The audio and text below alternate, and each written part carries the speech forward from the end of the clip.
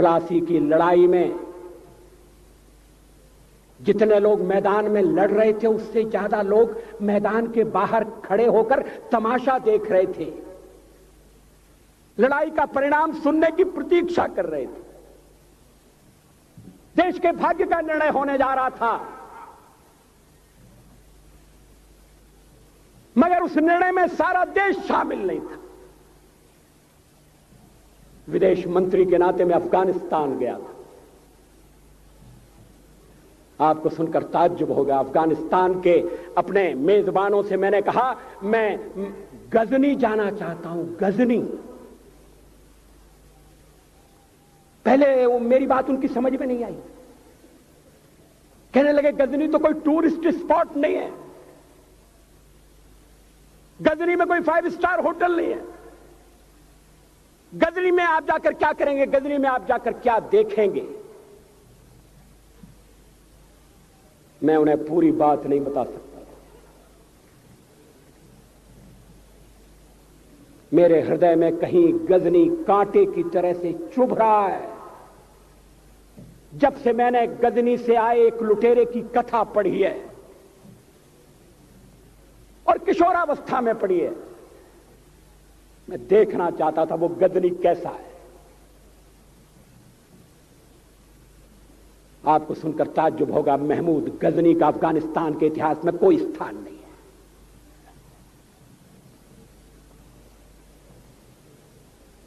गजनी छोटी सी जगह है, छोटा सा गांव है।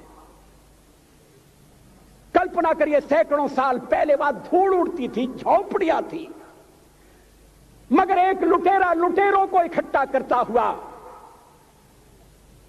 सोने की चिड़िया को लूटने के लिए चला आया। आपस की फूट से जो राजा है वो लड़ेगा, जो क्षत्रिय है वो लड़ेगा। हमने समाज के बहुत बड़े वर्ग को लड़ने के अधिकार से वंचित कर दिया। हमने उन्हें हथियार नहीं उठाने दिए। मार्शल नॉन मार्शल के आधार पर हमने समाज को बांट दिया। वो लुटेरा सोमनाथ के मंदिर तक चला गया। पुजारी देखते रहे। मंदिर की पूजा भक्तों को करना पड़ती है।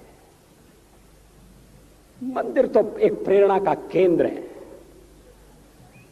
मैं देशपांडे जी की तरह से नास्तिक नहीं हूं, मगर उनकी नास्तिकता में भी जो आस्तिकता है मैं उसका आदर करता हूं, उसका सम्मान करता हूं। वो जिस आत्मविश्वास से नास्तिक होने की बात कहते हैं,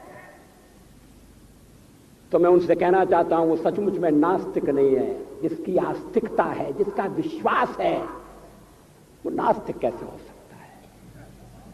विश्वास किसमें है ये बड़ी बात नहीं है, विश्वास है या नहीं। हमने समाज के बहुत से बड़े वर्ग को विश्वासहीन बना दिया।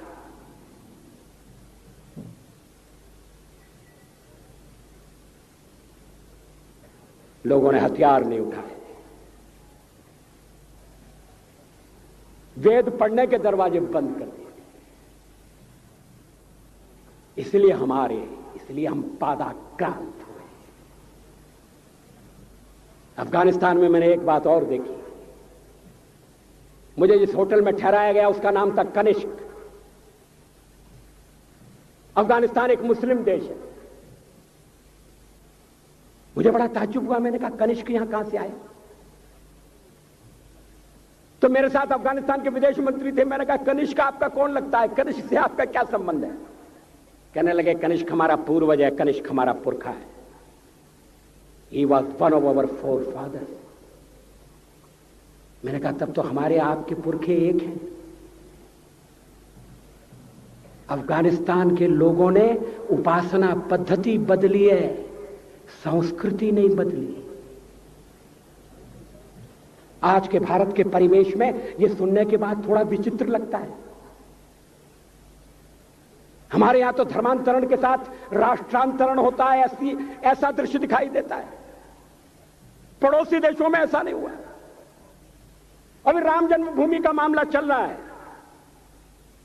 एक विदेशी आए, कहने लगे राम जन्मभूमि का क्या झगड़ा है।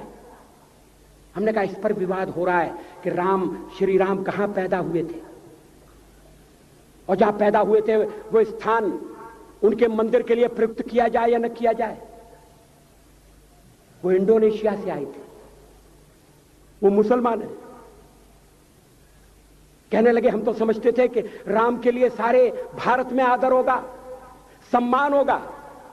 हमने कहा ये आपने कैसे समझा।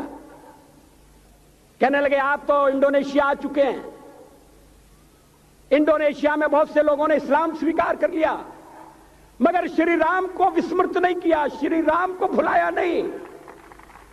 इंडोनेशिया के बाली द्वीप में 1 महीने रामायण की लीला होती है।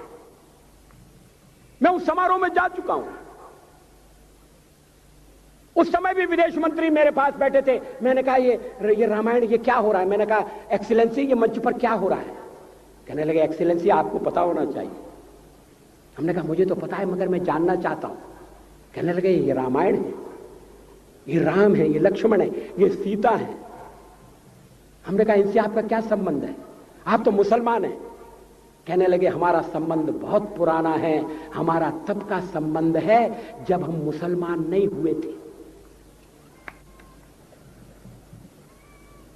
थाईलैंड की राजधानी अयोध्या कही जाती है। थाईलैंड के राजा को आज भी राम कहा जाता है। सावरकर जी ने हिंदू राष्ट्र की बात की,